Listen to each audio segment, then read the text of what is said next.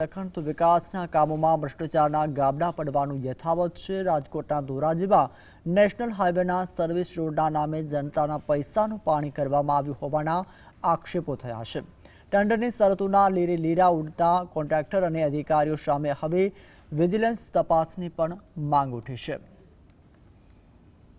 રાજકોટ જિલ્લાના ધોરાજીમાં ભૂખી ચોકડી પાસે નેશનલ હાઈવેના સર્વિસ રોડના કામમાં મોટા પાયે ગેરરીતિ થઈ હોવાનો વિવાદ સામે આવ્યો છે।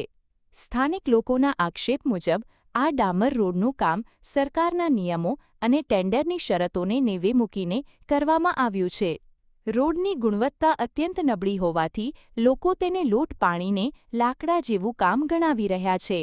સ્થાનિકોએ જણાવ્યું કે આ રોડ નેશનલ હાઈવે ઓથોરિટીના ભ્રષ્ટ અધિકારીઓ અને કોન્ટ્રાક્ટરની મિલીભગતનો જીવંત નમૂનો છે।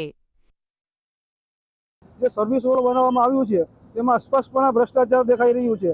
ખાસ કરીને વાત કરવામાં આવે તો જે રેગ્યુલર જે રોડ છે એનાથી સર્વિસ રોડ ઊંચો બનાવવામાં આવ્યું છે અને બીજું જે રોડની જાડાઈ હોય લેથિંગ હોય માત્ર 1.5 ઇંચની દેખાઈ સ્પષ્ટપણે દેખાઈ રહી છે। તેમાં કેટલું ભ્રષ્ટાચાર થઈ રહ્યું છે તે કોઈ દેખાતું નથી।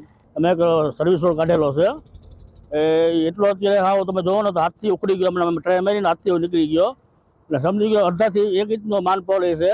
અને બીજું કઈ જે હાઈવે રોડ છે ને એનાથી ઊંચો રોડ બનાવ્યો છે સર્વિસ તો ભવિષ્ય પાણી ભરાય તો એ હાઈવેમાંથી પાણી જાય।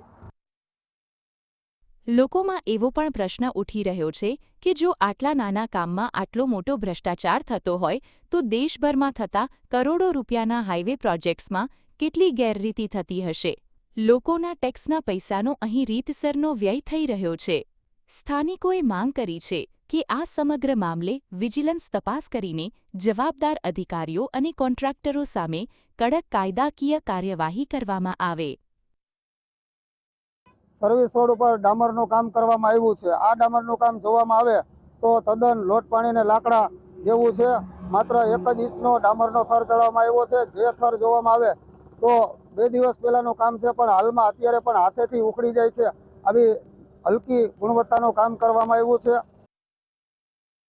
ભ્રષ્ટાચારી કોન્ટ્રાક્ટરોને તાત્કાલિક અસરથી બ્લેકલિસ્ટમાં મૂકવાની માંગ સાથે ગ્રામજનોએ આક્રમક તેવર બતાવ્યા છે। જો આગામી દિવસોમાં યોગ્ય નિરાકરણ નહીં આવે તો આંદોલનની ચીમકી પણ ઉચ્ચારવામાં આવી છે। કાનભાઈ સુવા, GSTV ધોરાજી।